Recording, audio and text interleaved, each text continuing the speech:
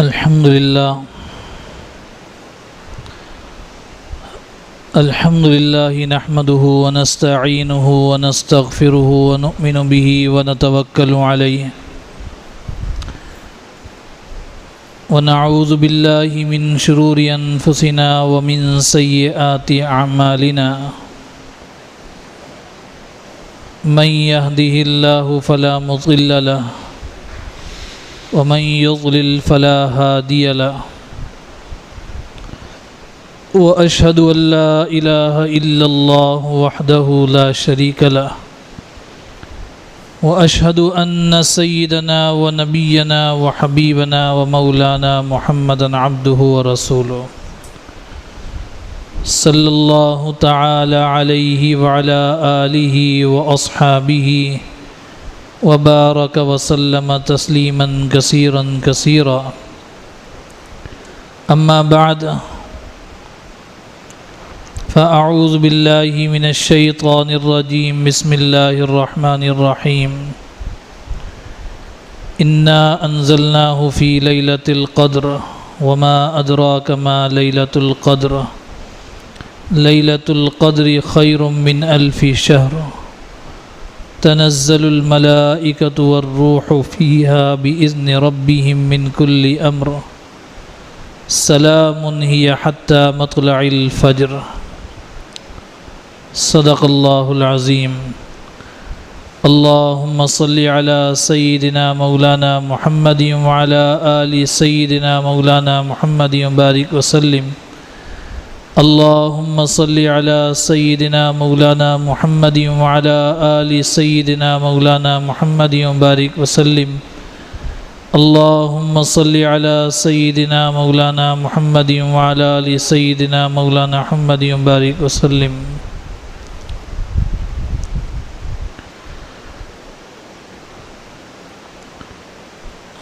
رمضان المبارک اللہ تعالیٰ نے ہم سب کو نصیب فرمایا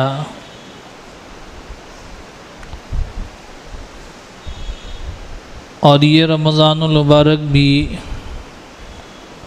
گزشتہ رمضان المبارک کی طرح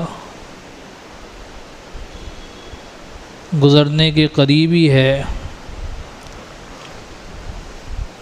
2-4 روز اس کے باقی رہ گئے پھر یہ بھی گزر جائے گا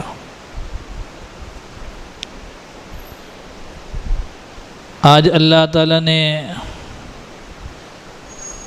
یہ 27ویں شب ہمیں نصیب فرمائی ہے جس کے بارے میں اکثر علماء کی رائے یہی ہے کہ یہ شب قدر ہوا کرتی ہے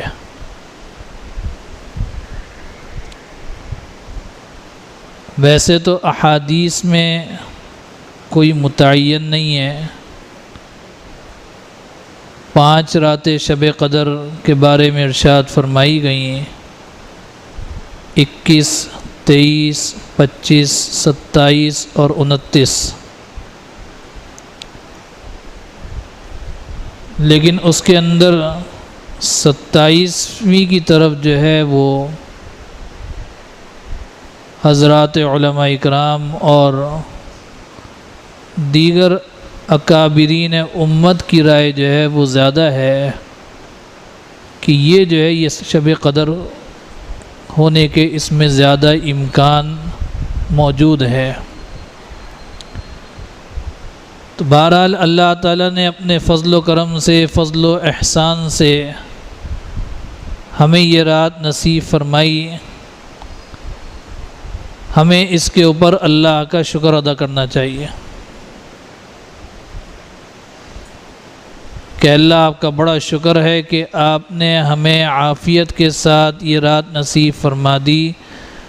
اور رمضان المبارک کے 26 روزے رکھنے کی اب تک توفیق نصیب فرما دی ہے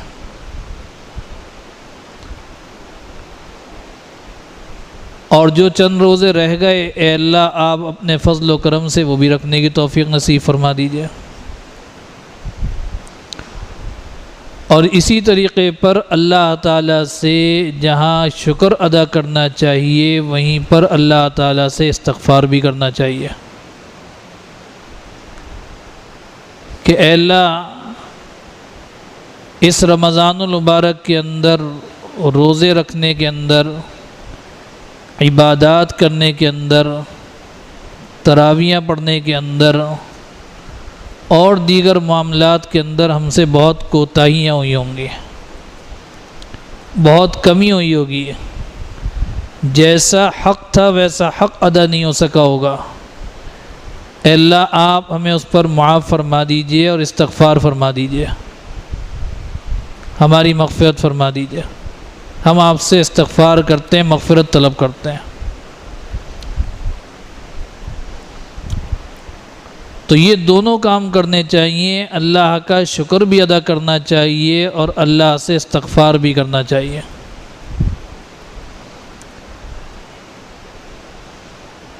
کیونکہ ایک ایمان والا اس بات کا حریص ہوتا ہے کہ اس کو کوئی موقع مل جائے کہ جس کے اندر وہ اپنے اللہ کو راضی کر لے، اللہ کے احکامات کے اوپر عمل کر لے اور اللہ تعالیٰ نے جو حکم دیا ہے اس کو کسی طریقے سے پورا کر لے۔ یہ ایک ایمان والے کی کوشش ہوتی ہے، اس کی طبیعت ہوتی ہے،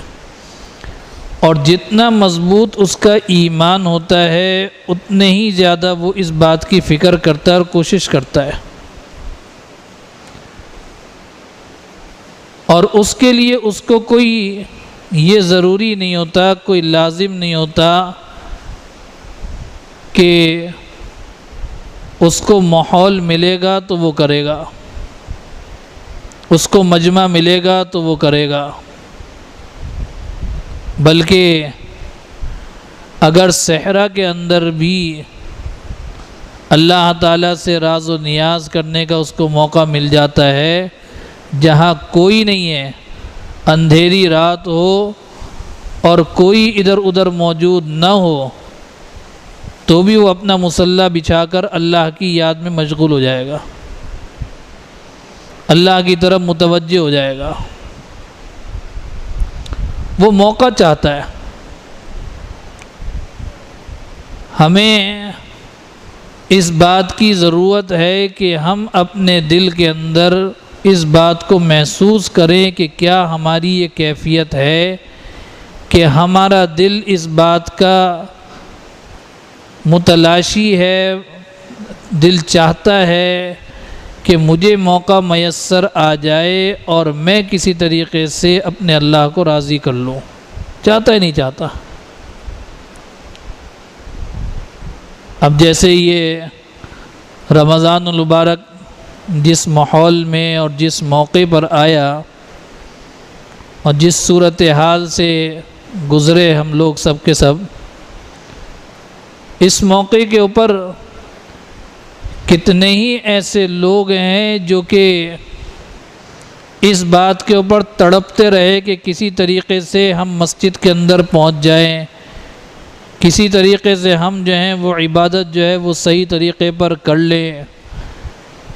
کسی طریقے پر ہم جو ہیں وہ اپنے رب کو راضی کرنے کا ہمیں موقع مل جائے، ہم اس کو کر لیں۔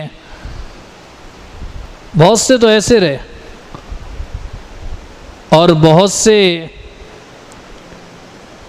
ایسے بھی ہوئے کہ جنہوں نے یہ دیکھا کہ موقع مل رہا ہے، مساجد کے اندر آنے جانے پر پابندی لگ رہی ہے اور مشکل پیش آ رہی ہے، اس لیے سارے معاملات ہی چھوڑ کے بیٹھ جاؤ، تراویحیں بھی چھوڑ دیں، نمازیں بھی چھوڑ دیں، پڑھ لی نہیں پڑھی بالکل ہی ختم کر دیں۔ کتنے ہی ایسے لوگ ہیں۔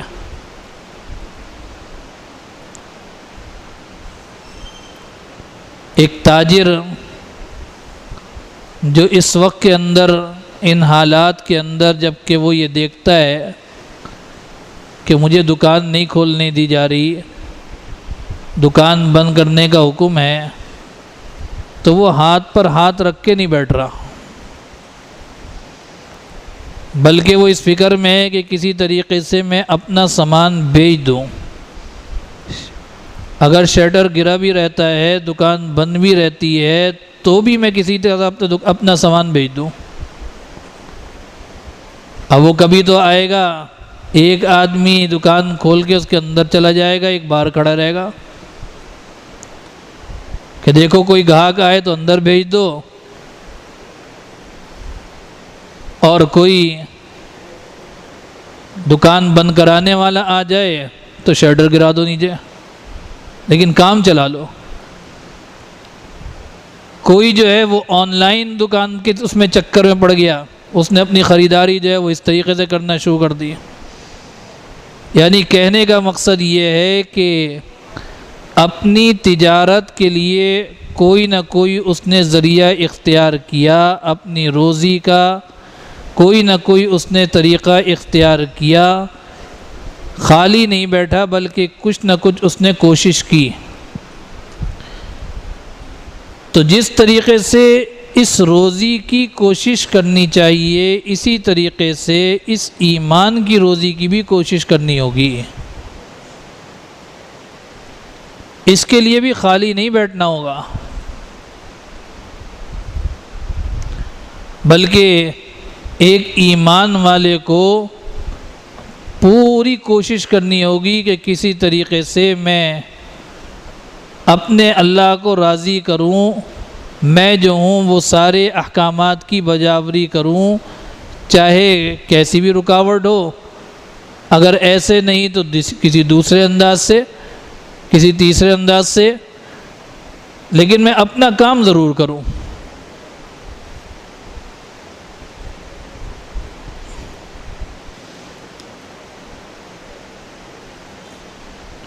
چاہے کتنے ہی ایسے لوگ ہیں جنہوں نے ماشاءاللہ اسی انداز سے کئی دینی کورس بھی کر لیے، گھر بیٹھے آن لائن اور دیگر ذرائع کے ذریعے سے۔ کسی نے قرآن کریم پڑھ لیا، کسی نے احادیث پڑھ لی، کسی نے کوئی اور علم حاصل کر لیا، کسی نے کوئی اور چیز حاصل کر لی، اپنے وقت کو ضائع نہیں ہونے دیا بلکہ اپنے وقت کو کارآمد بنا لیا۔ تو یہ جبھی ہو سکتا ہے جب کہ انسان کے دل میں دین کی محبت آ جائے، اللہ کی محبت آ جائے، آخرت کی کمائی کی فکر پیدا ہو جائے، تو وہ اس بات کی کوشش کرے گا۔ اور اگر اس کے دل میں یہ بات نہیں ہوگی تو پھر جو ہے وہ دنیا کی فکر میں پڑے گا، دنیا کی طرف متوجہ ہوگا۔ رسول اللہ صلی اللہ علیہ وسلم نے ایک موقع پر ارشاد فرمایا جس کا مفہوم یہ ہے کہ امت مسلمہ کے دل کے اندر جو ہے وہ دنیا کی کوئی خاص عظمت نہیں ہونی چاہیے۔ جب اس کے دل کے اندر دنیا کی عظمت، دنیا کی بڑائی آ جائے تو پھر اللہ تعالیٰ اس کے دل سے اسلام کی ہیبت کو نکال دیتے ہیں۔ جب مسلمانوں کے دل میں، امت مسلمہ کے دل میں دنیا کی عظمت آ جاتی ہے تو اللہ تعالیٰ ان کے دل سے اسلام کی عظمت کو نکال دیتے ہیں۔ اس لیے کہ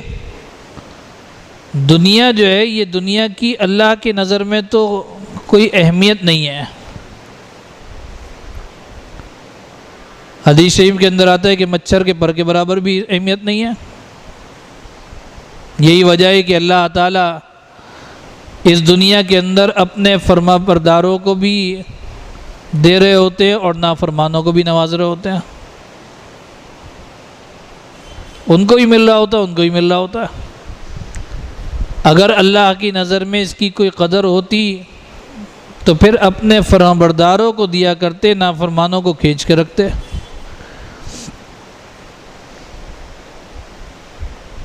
تو اللہ تعالیٰ یہ چاہتے ہیں کہ امت مسلمہ کے دلوں کے اندر، مسلمانوں کے دلوں کے اندر اس دنیا کی عظمت نہیں ہونی چاہیے بلکہ اسلام کی عظمت، اسلام کی محبت، اللہ کی محبت، اللہ کے رسول کی محبت ہوتی ہر ایک کے دل میں. ہر مسلمان جس نے کلمہ پڑھ لیا اس کے دل میں اسلام کی، اللہ کے رسول کی محبت ہوتی ہے، لیکن دب جاتی ہے.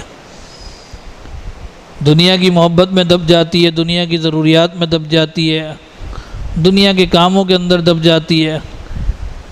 مسلمان کے لیے ضروری ہے کہ وہ اس محبت کو جو ہے وہ باہر نکالے، وہ دنیا کو ضرورت کے تحت میں رکھے اور اسلام کو جو ہے وہ حاوی کرے. اسلام جو ہے اس کے اوپر نظر آئے کہ اسلام کی ہیبت جو ہے وہ پتہ چلے. اللہ تعالیٰ ورنہ اس کے دل سے اسلام کی محبت کو نکال لیتے ہیں.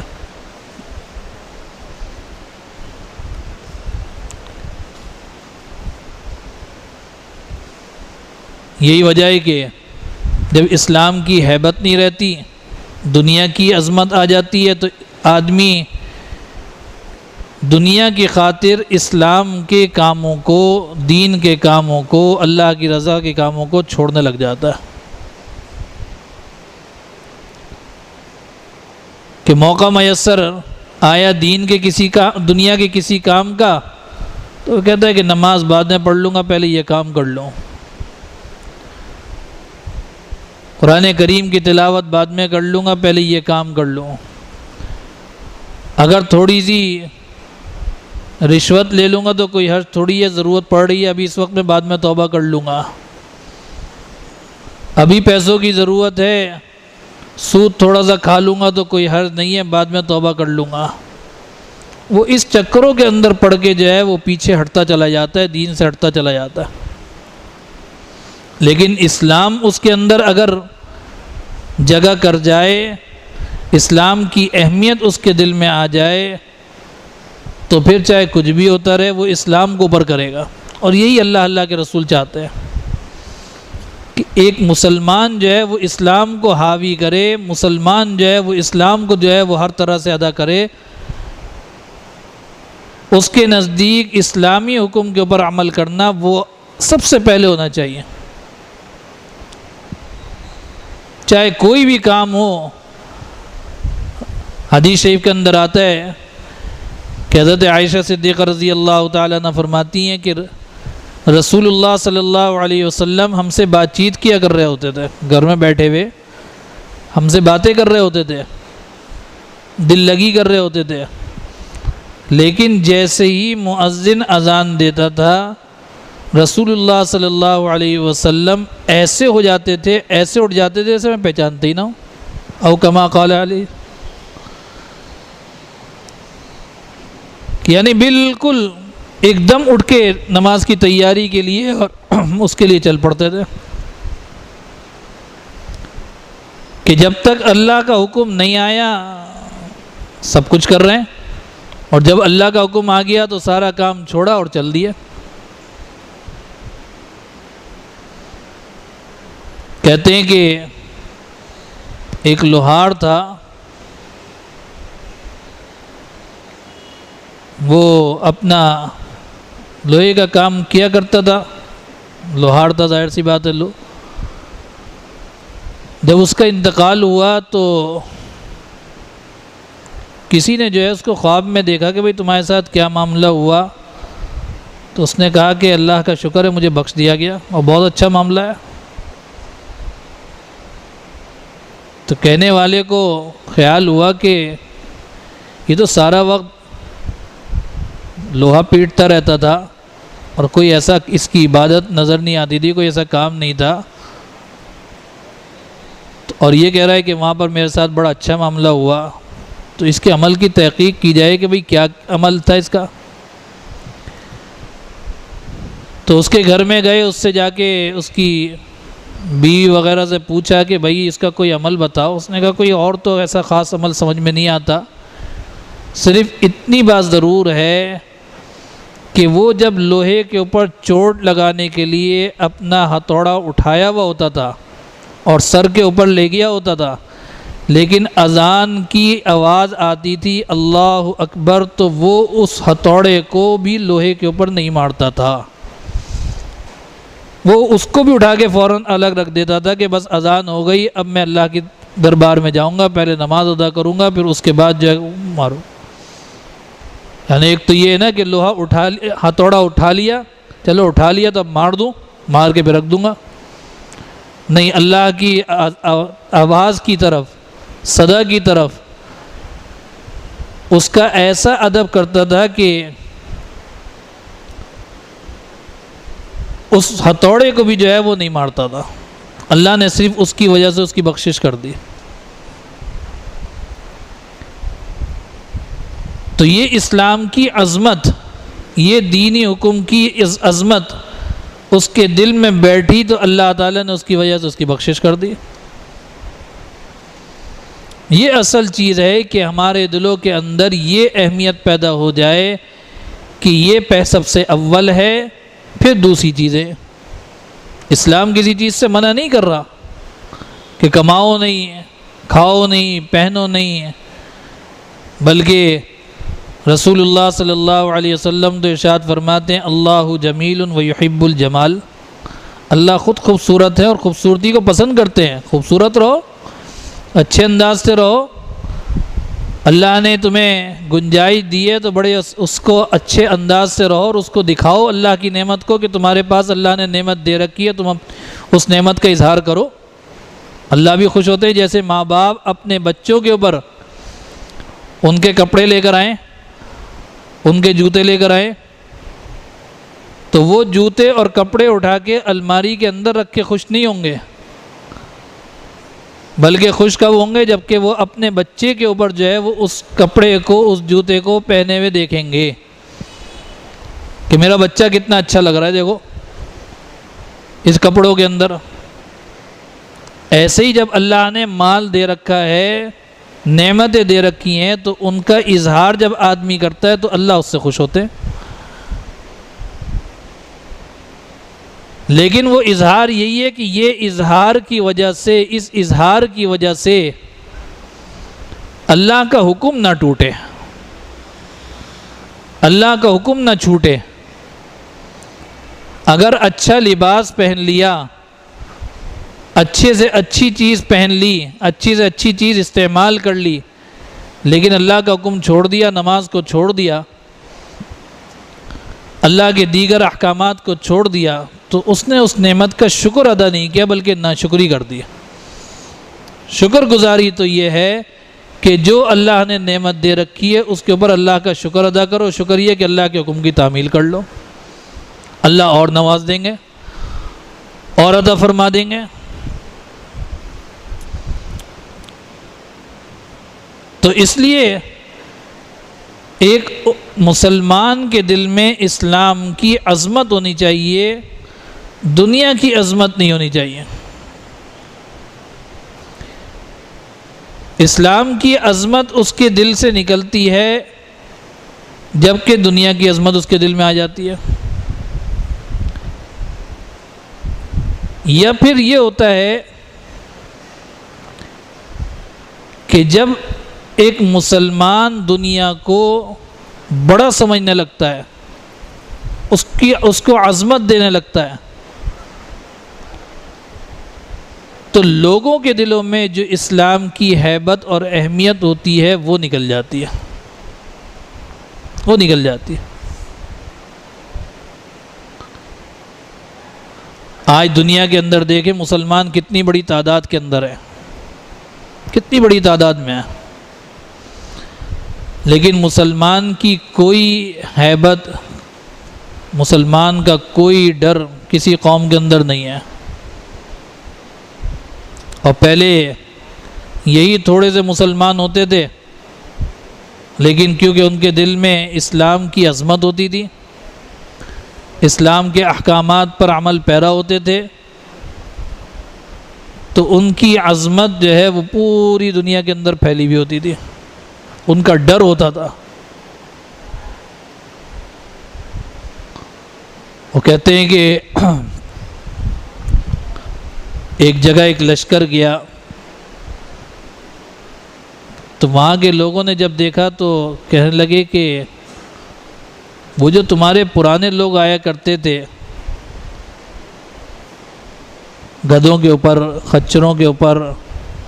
پھٹے پرانے کپڑے پہنے ہوئے، ٹوٹی پھوٹی تلواریں لیے ہوئے تھوڑے سے لوگ آتے تھے، وہ کہاں گئے؟ کہنے جی وہ تو مرکب گئے۔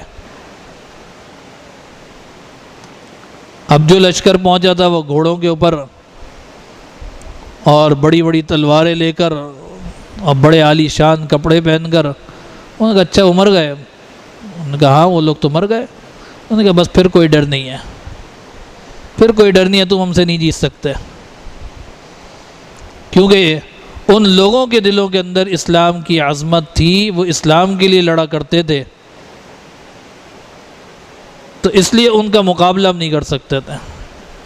تمہارے اندر دنیا کی عظمت آ گئی، دنیا کی رغبت آ گئی، تو جس کی وجہ سے اب تمہارا کوئی ڈر اتنا خاص نہیں رہا۔ تو مسلمان اس وقت حاوی ہو سکتا ہے، ایک مسلمان کی عظمت اس وقت ہو سکتی ہے، ایک مسلمان کے لوگوں کے دلوں میں محبت اس وقت ہو سکتی ہے جب کہ وہ اللہ کے حکم کی پابندی کرے، اللہ کے احکامات کے اوپر چلے۔ اللہ اس کی محبت بھی ڈال دیتے ہیں، اس کی ہیبت بھی ڈال دیتے ہیں۔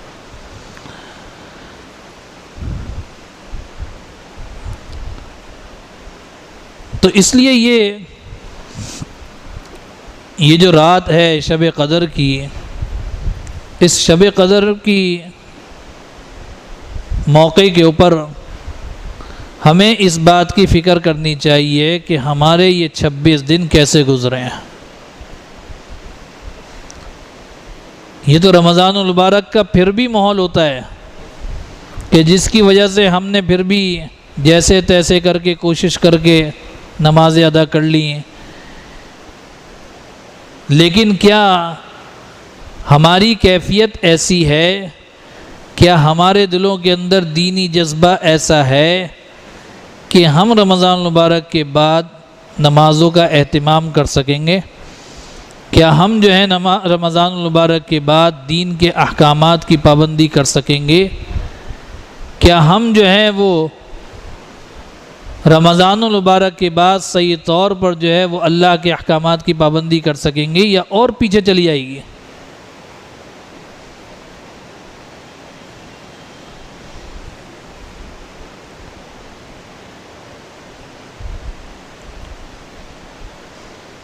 گزشتہ کئی سالوں سے یہ دیکھنے میں آتا چلا جا رہا ہے کہ رمضان المبارک کے اندر بھی لوگوں کی تعداد کم ہوتی چلی جاتی ہے۔ رمضان المبارک سے پہلے تو کم ہوتی ہے، لیکن رمضان المبارک کے اندر اس سے بھی کم ہوتی چلی جاتی ہے۔ ہمیں اس کی فکر کی ضرورت ہے کہ ہم جو ہیں وہ اپنے آپ کو درست کر لیں، ورنہ اللہ تعالیٰ اسلام کی ہیبت ہمارے دلوں سے نکال دیں گے، اسلام کی عظمت ہمارے دلوں سے نکال دیں گے، اور جس کے دل سے اسلام کی عظمت ہیبت نکل گئی تو پھر وہ دین پر چل تھوڑی سکے گا، پھر وہ دین کے اوپر عمل نہیں کر سکے گا۔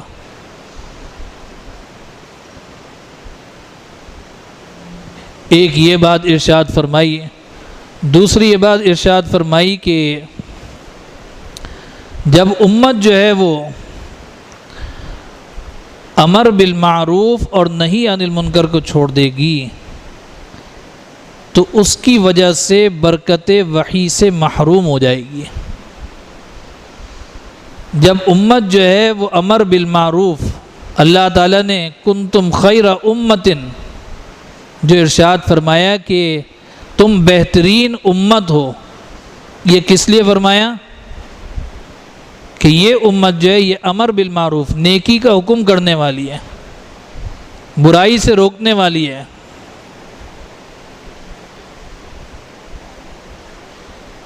یہ صفت اس کے اندر موجود ہے، اس لیے اس کو فرمایا کہ کنتم خیر امت، تم بہترین امت ہو۔ بھائی اگر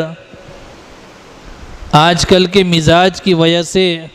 فوری طور پر کسی کو نہی عن المنکر نہیں کر سکتے، برائی سے نہیں روک سکتے کہ جی لوگ لڑنے مرنے کو تیار ہو جاتے ہیں یا پریشانی ہو جاتی ہے، چلو وہ نہیں کر سکتے، امر بالمعروف تو آدمی کر سکتا ہے، نیکی کا حکم تو کر سکتا ہے۔ نیکی کا حکم کیا کہ بھائی نماز کے لیے آ رہا ہو، بھائی چلو ساتھ میں اپنے دوسرے ساتھی کو بھی لے آؤ، چلو بھائی آؤ نماز پڑھ لیں۔ جہاں اور گھنٹوں جو ہے وہ دل لگی کرتا رہتا ہے آدمی، جہاں جو ہے وہ آپس میں دوستیاں لگاتا رہتا ہے، تو وہاں اس کام کے لیے بھی اس کو راضی کرنے کی کوشش کر دے، لے آئے اس کو۔ تو جب امت کے اندر سے امر بالمعروف اور نہی عن المنکر نکل جاتا ہے تو اللہ تعالیٰ اس کے اندر سے برکت وحی کو نکال دیتے ہیں۔ اور علماء نے فرمایا کہ برکت وحی ہے کیا چیز؟ فرمایا کہ برکت وحی یہ ہے کہ قرآن و حدیث کا فہم، قرآن و حدیث کی سمجھ اللہ تعالیٰ اٹھا لیتے ہیں۔ آج دیکھ لیجئے کہ ہم میں سے کتنے لوگ ہیں جو قرآن کو سمجھتے ہیں، احادیث کو سمجھتے ہیں؟ بہت کم لوگ ہیں۔ قرآن و حدیث کا فہم جو ہے وہ اسی لیے اٹھ گیا ہمارے اندر سے کہ امر بالمعروف بھی چھوڑ دی، نہی عن المنکر بھی چھوڑ دیا، اور قرآن و حدیث کے اوپر عمل بھی اٹھا لیا جاتا ہے۔ برکت وحی کا اٹھ جانا کیا ہے؟ قرآن و حدیث کا فہم بھی اٹھ گیا، قرآن و حدیث کے اوپر عمل بھی اٹھ گیا،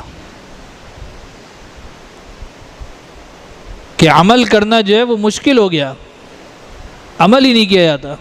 قرآن کریم کے احکامات کے اوپر عمل نہیں کیا جاتا۔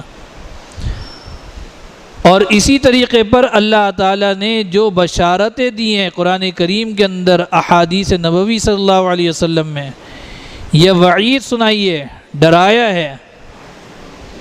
ان کی عظمت دلوں سے نکل جاتی ہے، ہیبت نکل جاتی ہے۔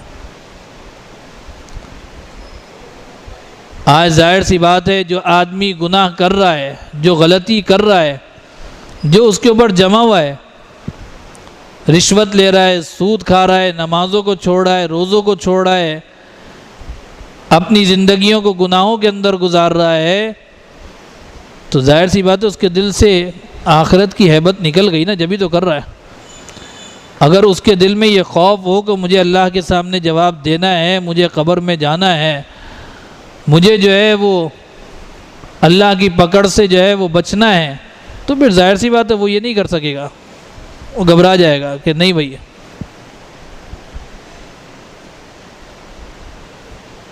یہ تو ہو ہی نہیں سکتا۔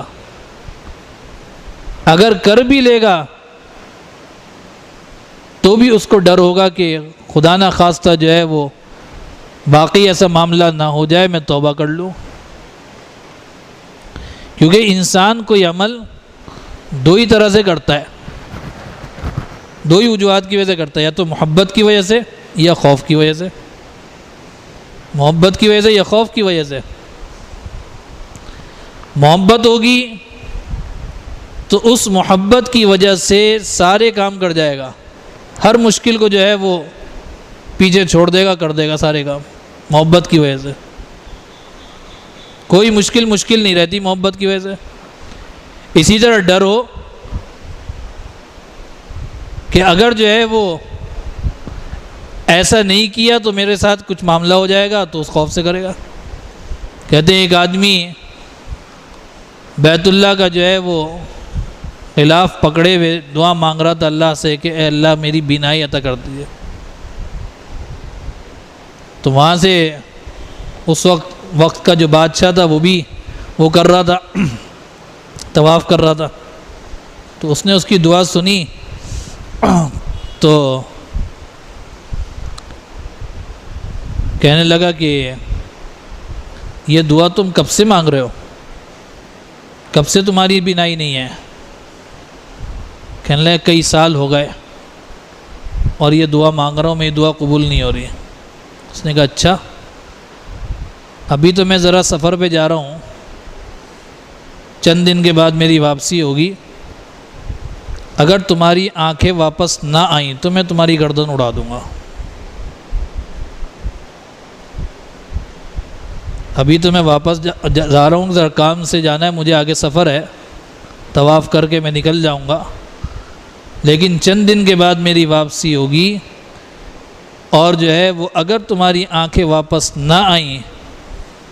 تو تمہاری گردن اڑا دوں گا۔ یہ کہہ کے چلا گیا۔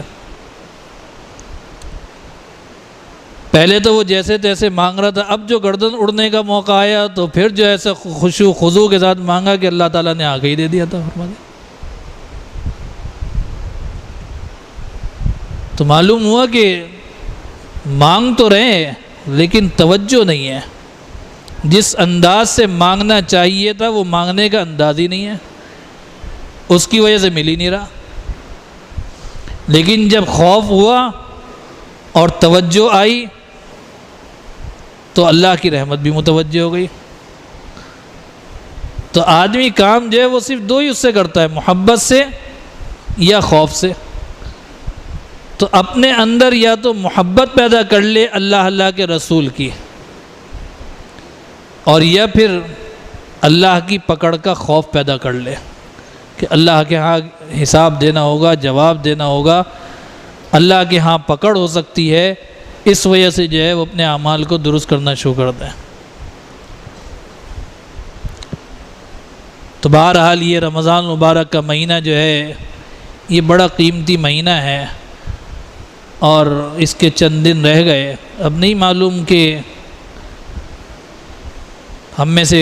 کون جو ہے وہ اگلی اس میں ہوگا نہیں ہوگا۔ ابھی کل پرسوں کے اندر ہی دارالعلوم دیوبند کے حضرت مفتی سعید احمد صاحب پالن پوری جو شیخ الحدیث تھے وہاں کے، ان کا انتقال ہوا۔ 4-5 روز پہلے کا ان کا بیان آیا ہوا ہے، بیٹھے بیان کر رہے ہیں ختم نبوت کے اوپر، اور کل جو ہے وہ انتقال ہو گیا ان کا صبح فجر میں۔ تو آدمی کو کیا پتہ ہے کہ کب تک اس نے رہنا ہے۔ ایسے ہی ایک اور بزرگ تھے لندن کے اندر، مانچسٹر کے اندر، علامہ خالد محمود صاحب رحمۃ اللہ علیہ، وہ بھی اپنے بستر سے اٹھے، اپنا توازن سنبھال نہیں سکے، گر گئے، پاؤں وغیرہ کی ہڈی ٹوٹ گئی، اور اسی میں جو ہے وہ اسپتال لے کے گئے، 2-4 روز کے اندر وہ بھی انتقال کر گئے۔ تو کس طریقے سے اللہ کے ہاں بلاوا آتا ہے کچھ پتہ نہیں چلتا، کس لمحے میں آ جائے اس کی کوئی قید نہیں ہے کہ یہ بندہ صحت مند ہے یا بیمار ہے، کوئی قید نہیں ہے کہ یہ بندہ جوان ہے یا بوڑھا ہے، کوئی قید نہیں ہے کہ اس کے بچے ابھی چھوٹے ہیں یا بڑے ہو گئے، کوئی قید نہیں ہے کہ اس کے گھر میں کھانے پینے کو نہیں ہے یا کھانا پینا اس کے گھر میں بھرا ہوا ہے، یہ کوئی قید نہیں ہے اللہ کے ہاں۔ اللہ کے ہاں سے جب جس وقت بلاوا آ جائے جانا پڑے گا۔ کل نفس ذائقۃ الموت، موت کا ذائقہ ہر ایک نے چکھنا ہے، چاہے وہ جوان ہو یا بوڑھا ہو یا بچہ ہو یا مرد ہو یا عورت ہو، مالدار ہو یا غریب ہو، صحت مند ہو یا بیمار ہو، معذور ہو یا کچھ بھی ہو، دنیا کی کسی گوشے کے اندر ہو، اس نے جو ہے وہ موت کا ذائقہ چکھنا ہے، موت آنی ہے۔ لیکن عقل مند انسان وہ ہے جو موت کے آنے سے پہلے اپنی تیاری کر لے، ان لمحات کو قیمتی بنا لے، ان لمحات کو قیمتی سمجھ لے، اور جو ایام رہ گئے رمضان المبارک کے ان کی قدر کرتے ہوئے ان میں اللہ کو راضی کرنے کی کوشش کر لے۔ حدیث شریف کے اندر آتا ہے کہ جو رمضان المبارک کے اندر اپنے کام کے اندر صحیح طور پر، یعنی رمضان المبارک کی صحیح قدر کر لی اس نے، تو وہ تو صحیح طور پر قدر کرنے والا ساری زندگی رہتا ہے، سارے سال رہتا ہے، اور جو رمضان المبارک محروم رہا تو وہ ہمیشہ کے لیے محروم رہا۔ او کما قال علیہ الصلاۃ والسلام۔ اس لیے جو رمضان المبارک کے اندر اپنے آپ کو درست کر لیتا ہے وہ سارا سال بھی درست رہتا ہے، اور جو رمضان المبارک کے اندر درست نہیں کر پاتا تو وہ سارا سال بھی درست نہیں ہو پاتا۔ تو اس لیے چند دن رہ گئے ہیں، اللہ تعالیٰ سے جو ہے وہ معافی مانگتے ہوئے اللہ سے یہ التجا کی جائے کہ اللہ جو دن گزر گئے وہ تو گزر گئے، لیکن یہ دن جو باقی رہ گئے اے اللہ ہمیں اس میں قدر کی توفیق نصیب فرما دیجئے، ان کو ہمارے لیے اہم بنا دیجئے، اور ان کی برکت سے ہماری ساری زندگی جو ہے وہ بہتر بنا دیجئے۔ اللہ تعالیٰ ہم سب کو عمل کی توفیق نصیب فرما دیں۔ سبحانک اللہم بحمدک ونشہد ان لا الہ الا انت نستغفرک ونتوب الیک۔ یہ ہمارے یہاں 27ویں شب کو حضرت خواجہ عزیز الحسن مجذوب نور اللہ مرقدہ کے اشعار پڑھے جاتے ہیں۔ وہ اشعار پڑھیں گے تو آپ حضرات سب مل کر ان اشعار کو پڑھیے گا، پھر اس کے بعد انشاءاللہ دعا ہوگی۔ یار رہے یا رب تو میرا اور میں تیرا یار رہوں، یار رہے یا رب تو میرا اور میں تیرا یار رہوں، مجھ کو فقط تجھ سے ہو محبت، خلق سے میں بیزار رہوں، ہر دم ذکر و فکر میں تیرے مست رہوں، سرشار رہوں، ہوش رہے نہ مجھ کو کسی کا تیرا مگر ہوشیار رہوں، اب تو رہے بس تا دم آخر ورد زباں اے میرے الہ، لا الہ الا اللہ، لا الہ الا اللہ، لا الہ الا اللہ، لا الہ الا اللہ، لا الہ الا اللہ، لا الہ الا اللہ، لا الہ الا اللہ۔ تیرے سوا معبود حقیقی کوئی نہیں ہے، کوئی نہیں، تیرے سوا مقصود حقیقی کوئی نہیں ہے، کوئی نہیں، تیرے سوا موجود حقیقی کوئی نہیں ہے، کوئی نہیں، اور تیرے سوا مشہود حقیقی کوئی نہیں ہے، کوئی نہیں، اب تو رہے بس تا دم آخر ورد زباں اے میرے الہ، لا الہ الا اللہ، لا الہ الا اللہ، لا الہ الا اللہ، لا الہ الا اللہ، لا الہ الا اللہ، لا الہ الا اللہ، لا الہ الا اللہ۔ دونوں جہاں میں جو کچھ بھی ہے سب ہے تیرے زیر نگی، جنوں انس و حور و ملائک، عرش و کرسی چرخ و زمیں، کون و مقام لائق سجدہ، کون و مقام لائق سجدہ، تیرے سوا اے نور مبین کوئی نہیں ہے، کوئی نہیں، کوئی نہیں ہے، کوئی نہیں، اب تو رہے بس تا دم آخر ورد زباں اے میرے الہ، لا الہ الا اللہ، لا الہ الا اللہ، لا الہ الا اللہ، لا الہ الا اللہ، لا الہ الا اللہ، لا الہ الا اللہ، لا الہ الا اللہ۔ سب بندے ہیں، کوئی نبی ہو یا ہو ولی یا شاہنشاہ، باغ دو عالم بھی ہے تیری قدرت کے حضور ایک برگے گا، کیوں نہ میں قائل ہوں کہ ہزاروں، کیوں نہ میں قائل ہوں کہ ہزاروں تیری خدائی کے ہیں گواہ، تیری خدائی کے ہیں گواہ، خارو گلو افلاک و کواکب کو ہو دریا محروما، اب تو رہے بس تا دم آخر ورد زباں اے میرے الہ، لا الہ الا اللہ لا الہ الا اللہ لا الہ الا اللہ لا الہ الا اللہ لا الہ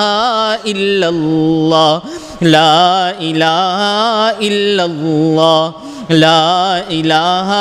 الا اللہ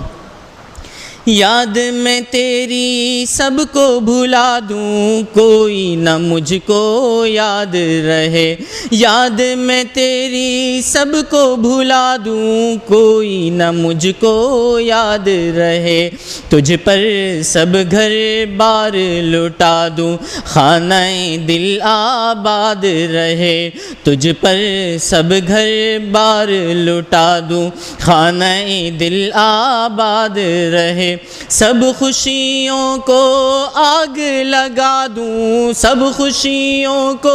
آگ لگا دوں غم سے تیرے دل شاد رہے غم سے تیرے دل شاد رہے اور سب کو نظر سے اپنی گرا دوں سب کو نظر سے اپنی گرا دوں تجھ سے فقط فریاد رہے اب تو رہے بس تادہ میں آخر ورد زباں اے میرے الہ لا الہ الا اللہ لا الہ الا اللہ لا الہ الا اللہ لا الہ الا اللہ لا الہ الا اللہ لا الہ الا اللہ لا الہ الا اللہ مجھ کو سراپا ذکر بنا دے ذکر تیرا اے میرے خدا نکلے ہر بن منہ سے میرے ذکر تیرے اے میرا ذکر تیرا اے میرے خدا اب تو کبھی چھوڑے بھی نہ چھوٹے اب تو کبھی چھوڑے بھی نہ چھوٹے ذکر تیرا اے میرے خدا حلق سے نکلے سانس کے بدلے حلق سے نکلے سانس کے بدلے ذکر تیرا اے میرے خدا اب تو رہے بس تادہ میں آخر ورد زباں اے میرے الہ لا الہ الا اللہ لا الہ الا اللہ لا الہ الا اللہ لا الہ الا اللہ لا الہ الا اللہ لا الہ الا اللہ لا الہ الا اللہ نفس و شیطان دونوں نے مل کر ہائے کیا ہے مجھ کو تباہ نفس و شیطان دونوں نے مل کر ہائے کیا ہے مجھ کو تباہ اے میرے مولا میری مدد کر اے میرے مولا میری مدد کر چاہتا ہوں میں تیری پناہ چاہتا ہوں میں تیری پناہ مجھ سا خلق میں کوئی نہیں گو بد کردار و نامعصیہ مجھ سا خلق میں کوئی نہیں گو بد کردار و نامعصیہ تو بھی مگر غفار ہے یا رب تو بھی مگر غفار ہے یا رب تو بھی مگر غفار ہے یا رب بخش دے میرے سارے گناہ بخش دے میرے سارے گناہ نفس و شیطان دونوں نے مل کر ہائے کیا ہے مجھ کو تباہ اے میرے مولا میری مدد کر اے میرے مولا میری مدد کر چاہتا ہوں میں تیری پناہ اب تو رہے بس تادہ میں آخر ورد زباں اے میرے الہ لا الہ الا اللہ لا الہ الا اللہ لا الہ الا اللہ لا الہ الا إلا الله لا إله إلا الله لا إله إلا الله لا إله إلا الله محمد رسول الله. الحمد لله رب العالمين عدد خلقه ورضاء نفسه وزنة عرشه ومداد كلماته. اللهم لا أحصي ثناء عليك أنت كما أثنيت على نفسك. الحمد لله رب العالمين عدد خلقه ورضاء نفسه وزنة عرشه ومداد كلماته. اللهم لا أحصي ثناء عليك أنت كما أثنيت على نفسك. لا إله إلا الله الحليم الكريم سبحان الله رب العرش العظيم سبحان الله رب السماوات السبع ورب العرش العظيم. لا إله إلا الله الأحد الصمد الذي لم يلد ولم يولد ولم يكن له كفوا أحد. اللهم صل على سيدنا ومولانا محمد وعلى آل سيدنا ومولانا محمد عبده ورسوله. اللهم صل على سيدنا ومولانا محمد وبارك وسلم. لا إله إلا الله الحليم الكريم سبحان الله رب العرش العظيم سبحان الله رب السماوات السبع ورب العرش العظيم. نسألك موجبات رحمتك وعزائم مغفرتك والغنيمة من كل بر والسلامة من كل اسم. لا تدع لنا ذنبا إلا غفرت ولا هما إلا فرجت ولا دينا إلا قضيت ولا مريضا إلا شفيت ولا حاجة من حوائج الدنيا والآخرة إلا قضيتها يا أرحم الراحمين. اللهم إنا نسألك إيمانا كاملا ويقينا صادقا ورزقا واسعا وقلبا خاشعا ولسانا ذاكرا ورزقا حلالا طيبا وتوبة نصوحا وتوبة قبل الموت وراحة عند الموت ومغفرة ورحمة بعد الموت والعفو عند الحساب والفوز بالجنة والنجاة من النار برحمتك يا عزيز يا غفار.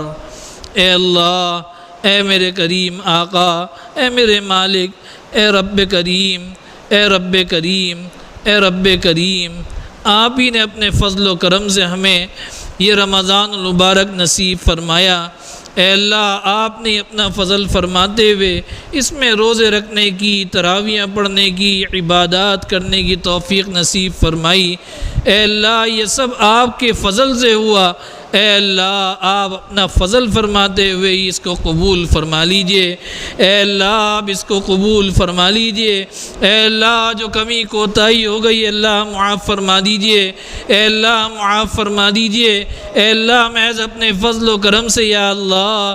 اللہ ان کو قبول فرما لیجئے. اے اللہ، اور جو باقی رہ گئے ان کو آسان فرما دیجئے. اے اللہ، ان کو آسان فرما دیجئے. اے اللہ، اپنے فضل و کرم سے اس رمضان المبارک کی برکت سے، اے اللہ، ان روزوں کی برکت سے، ان تراویحوں کی برکت سے، ان قرآن کریم کے پڑھنے اور سننے کی برکت سے، اے اللہ، آپ ہمیں اپنی محبت نصیب فرما دیجئے. آپ اپنے حبیب پاک صلی اللہ علیہ وسلم کی کامل محبت نصیب فرما دیجئے.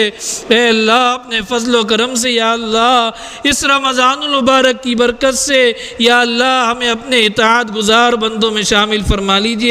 فرما بردار بندوں میں شامل فرما لیجئے. اے اللہ، شاکرین میں شامل فرما لیجئے، شکر گزار بندوں میں شامل فرما لیجئے. اے اللہ، ذاکرین میں شمار فرما لیجئے، ذکر کرنے والے بندوں میں شامل فرما لیجئے. اے اللہ، اپنے فضل و کرم سے یا اللہ اس رمضان المبارک کی برکت سے ہماری مغفرت فرما دیجئے.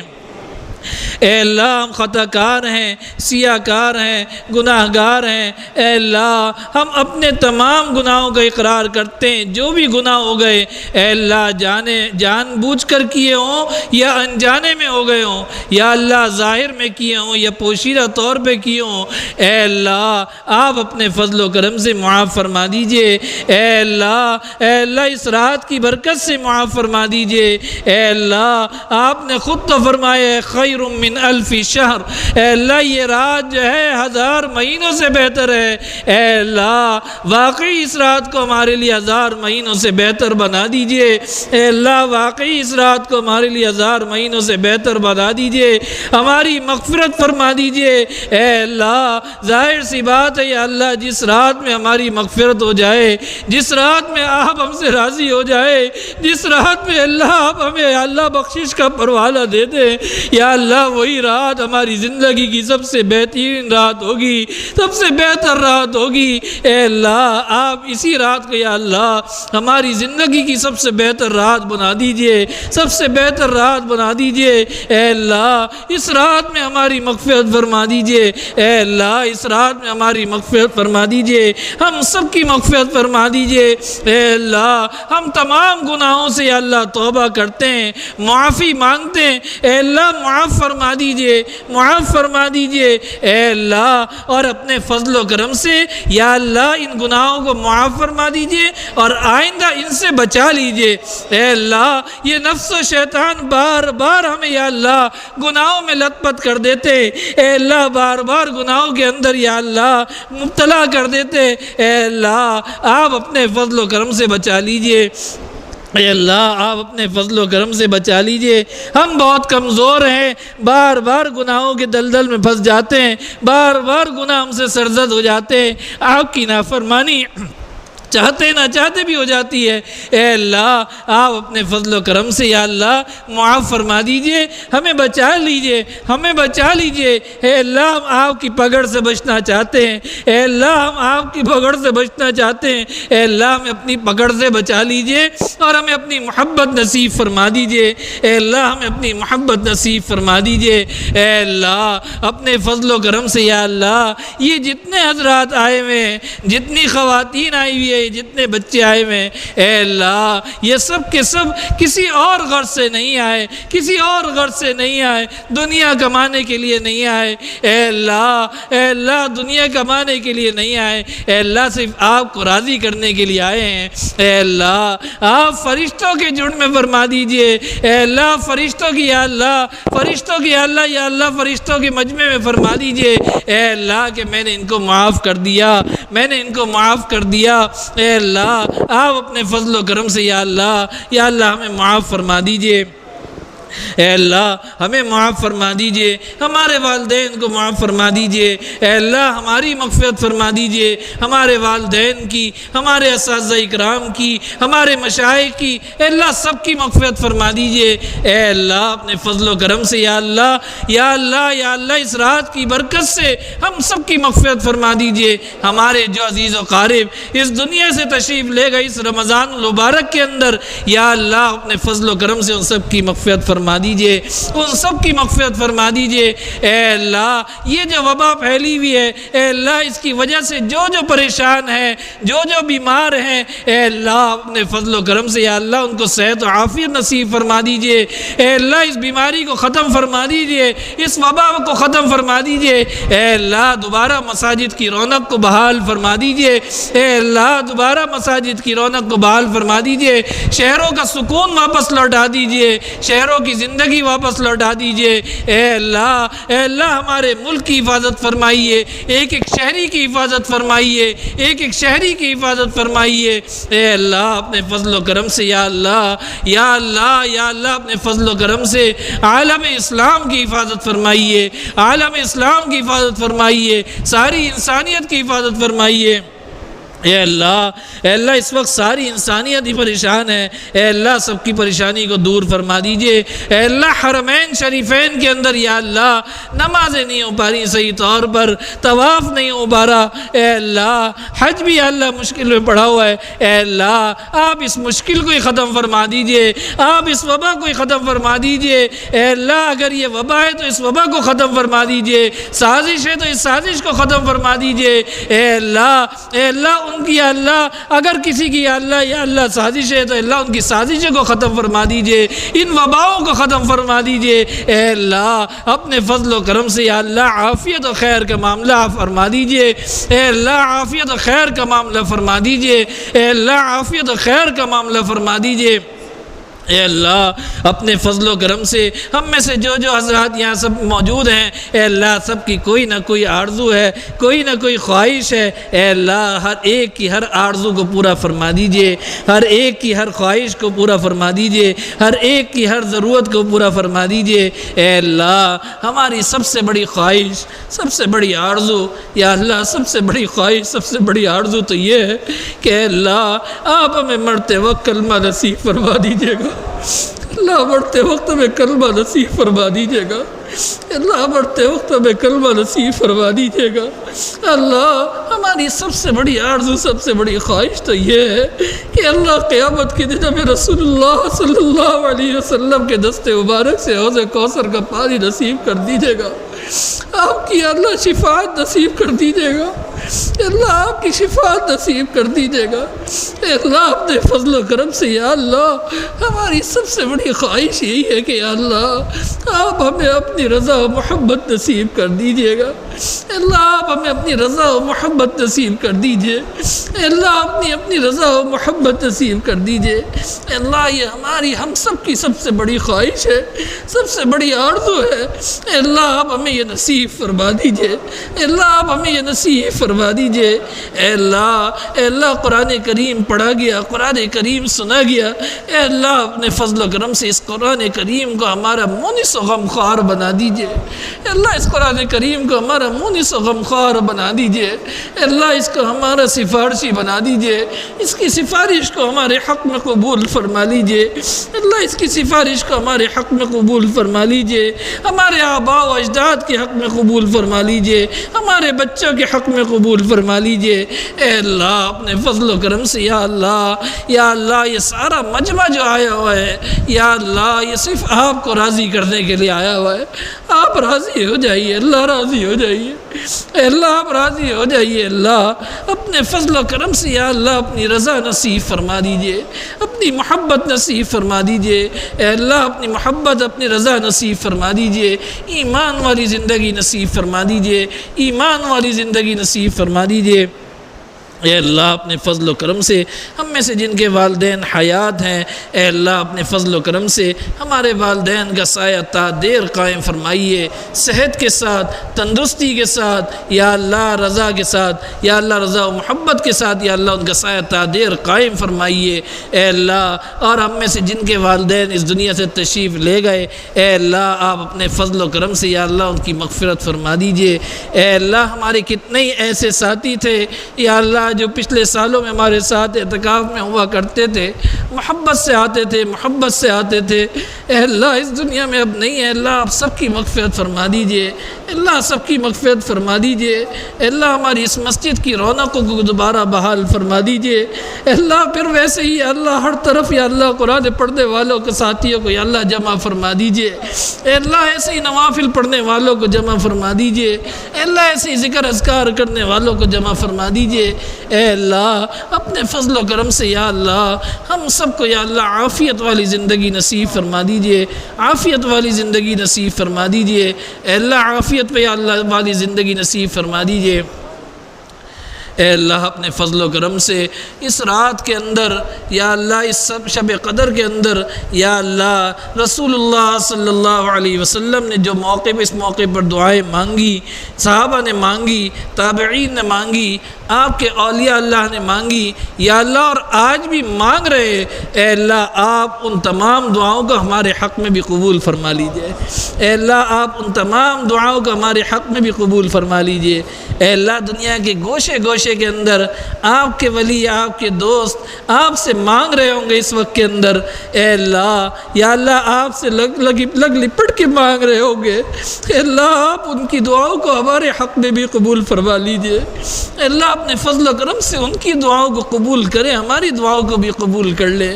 اے اللہ اپنے فضل و کرم سے ہماری دعاؤں کو قبول کر لیجئے، اے اللہ اپنے فضل و کرم سے ہم میں سے کسی کو بھی محروم نہ فرمائیے، کسی کو بھی محروم نہ فرمائیے، اے اللہ سب کو یا اللہ سب کی اللہ دعاؤں کو قبول کر لیجئے، اے اللہ سب کی دعاؤں کو قبول فرما لیجئے، اے اللہ جن جن حضرات نے دعا کے لیے کہا ہے، اے اللہ یہ کہنا چاہتے تھے کہہ نہ سکے، اے اللہ آپ سب کو جانتے ہیں، اے اللہ کس نے کہا کس کا حق ہے کہ ہم اس کے لیے دعا کریں، اے اللہ نام لے سکے نہ لے سکیں، اے اللہ لیکن آپ جانتے ہیں، اے اللہ آپ ان کے حق کے مطابق، ان کی خواہش کے مطابق، ان کی ضرورت کے مطابق ہماری دعائیں ان کے حق میں قبول فرما لیجئے، اے اللہ ہماری دعائیں ان کے حق میں قبول فرما لیجئے۔ اللہم انا نسألک من خیر ما سألک من نبیک سیدنا محمد صلی اللہ علیہ وسلم ونعوذ بک من شر ما استعاذ من نبیک سیدنا محمد صلی اللہ علیہ وسلم وانت المستعان وعلیک البلاغ ولا حول ولا قوة الا باللہ صلی اللہ تعالی علی خیر خلقہ محمد وآلہ وصحبہ اجمعین برحمتک یا